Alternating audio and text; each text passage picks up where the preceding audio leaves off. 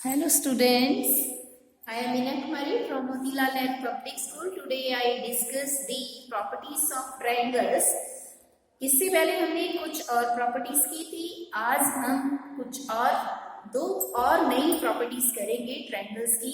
तो वो कौन कौन सी दो प्रॉपर्टीज हैं students?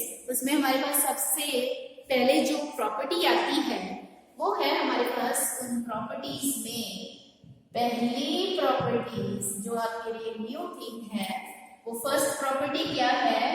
Exterior angle property. Exterior angle property. अब ये कौन सी प्रॉपर्टी है? एक्सटीरियर एंगल मींस बाहर का एंगल, एंगल मींस एंगल। तो किसके लिए? ट्रायंगल के लिए। Exterior angle property of a triangle. तो अब ये कौन सी प्रॉपर्टी है एक्सटीरियर एंगल प्रॉपर्टी? अगर यदि एक ट्रायंगल हम ड्रॉ कर रहे हैं उसका जो एक्सटीरियर एंगल होगा, एक्सटीरियर एंगल यहाँ पे भी बन सकता है, ये एक्सटीरियर एंगल यहाँ पे भी बन सकता है और ये एक्सटीरियर एंगल यहाँ पे भी बन सकता है। तो जो एक्सटीरियर एंगल है is equal to the sum of its interior opposite angles. So exterior angle is equal to sum of interior opposites angle। तो देखिए कितना इजी है, ऑपोजिट एंगल्स के इक्वल होता है। यहाँ ऑपोजिट एंगल्स नहीं लेंगे, जो एक्सटीरियर एंगल है sum of interior opposite angles. कौन कौन से वो ऑपोजिट एंगल्स की बात कर रहे हैं? यहाँ वर्टिकली ऑपोजिट एंगल्स नहीं आएंगे। कौन कौन से वो इंटीरियर ऑपोजिट एंगल्स होंगे? अगर यदि ये एक्सटीरियर एंगल मैंने ये वाला लिया है, इस एक्सटीरियर एंगल को मैं ले रही हूं, तो इसके लिए इंटीरियर ऑपोजिट एंगल्स कहाँ पे बनेंगे? ये 1 नाम दे देती हूँ, इसका नाम 2 दे देती हूँ। तो एक्सटीरियर एंगल हमारे पास इसके इक्वल बन गया एंगल 1 प्लस एंगल 2 के। तो देखिए कितना इजी है। अगर यदि मैं ये ले रही हूँ एक्सटीरियर एंगल, तो ये इंटीरियर ऑपोजिट एंगल्स इसके लिए कौन कौन से बनेंगे? अब आपने कैसे इसको याद रखना है?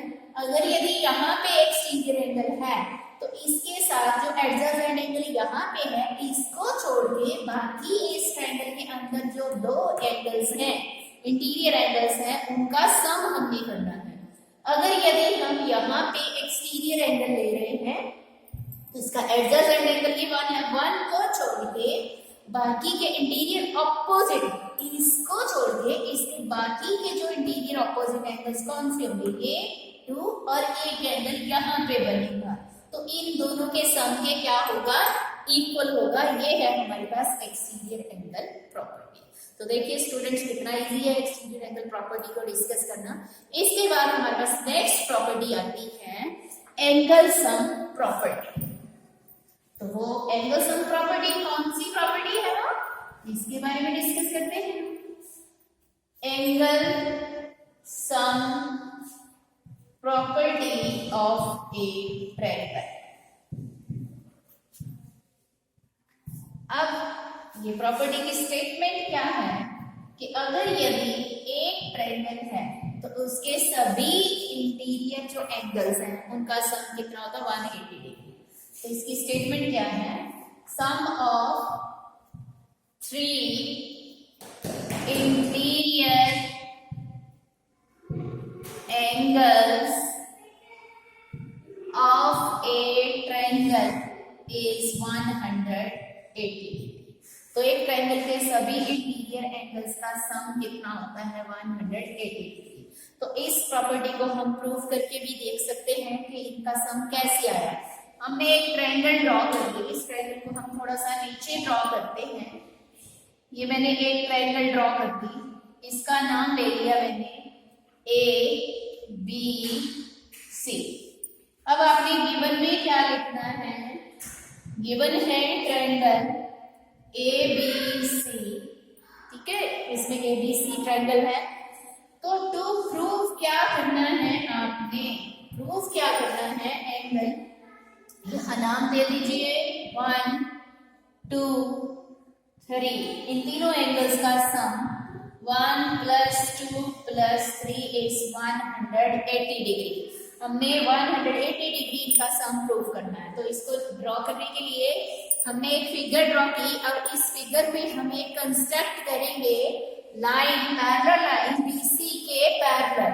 तो यहाँ से हमने A पॉइंट में से पास करती हुई एक लाइन ड्रॉ कर दी और उस लाइन का नाम मैं दे देती हूँ XY। तो आपने यहाँ कंस्ट्रक्शन में लिखना है। कंस्ट्रक्शन में क्या लिखेंगे?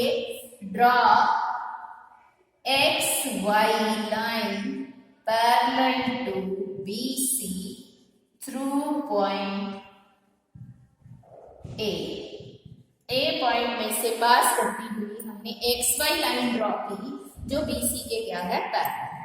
और यहाँ पे हमने कुछ एंगल 1 2 3 तक लिए, इसको 4 ले लेते हैं, ये एंगल 5 ले लेते हैं। स्टूडेंट्स अब आप ये देखेंगे इसमें अगर यदि XY लाइन BC के पैरेलल है तो हमारे पास AB ट्रांसवर्सल बन गई और इस केस में एंगल 4 और 2 कौन से एंगल्स बन गए? Alternate interior angles. तो अब प्रूफ करेंगे हम। तो यहाँ पे XY parallel to BC and BC क्या है? यहाँ पे लाइन सेगमेंट है, हमने तो लाइन कंस्ट्रक्ट की है। पैरेलल टू BC इसके है and AB is a transversal. तो AB ट्रांसवर्सल होगी हमारे पास। तो angle 4 is equal to angle 2। कौन से एंगल्स बन गए स्टूडेंट्स? ये ऑल्टरनेट इंटीरियर एंगल्स। जेड की शेप में है ना, देखिए ये जेड की शेप, यहाँ 4 है तो यहाँ कौन सा एंगल बना? 2। 4 और 2 दोनों क्या हो गए? इक्वल हो गए। इसी तरीके से आपके पास फिर से XY line parallel to BC और इसमें ट्रांसवर्सल क्या बनी? AC एंड AC जो लाइन सेगमेंट है इज ए ट्रांसवर्सल। ये क्या बन गई? ट्रांसवर्सल बन गई। तो ट्रांसवर्सल है इसलिए एंगल 5 और एंगल 3 कौन सी शेप में आए हमारे पास? जेड की शेप में आई है। So angle 5 is equal to angle 3। इसको हम थोड़ा सा ऊपर लिख देते हैं, इसको नंबर 1 डाल दीजिए। Angle 5 is equal to angle 3। ये भी ऑल्टरनेट इंटीरियर एंगल्स होंगे। इसको लेवल कर दिया मैंने 2। अब यहाँ पे हमारे पास angle 4 plus angle 1 plus angle 5 is 180 degree. इन सभी को मिला के क्या बन गया? स्ट्रेट एंगल बन गया। तो ये स्ट्रेट एंगल है, इसमें हम वैल्यूज रख देंगे। अब 4 की प्लेस पे मैं 2 वैल्यू रख दूंगी और 5 की प्लेस पे मैं 3 वैल्यू रख दूंगी। यूजिंग किसका यूज करना है? 1 एंड 2 का। तो 4 की प्लेस पे एंगल 2 1 एज इट इज, 5 की प्लेस पे एंगल 3 इज इक्वल टू 180। अब इसको हम सिस्टमेटिक लिख सकते हैं कैसे?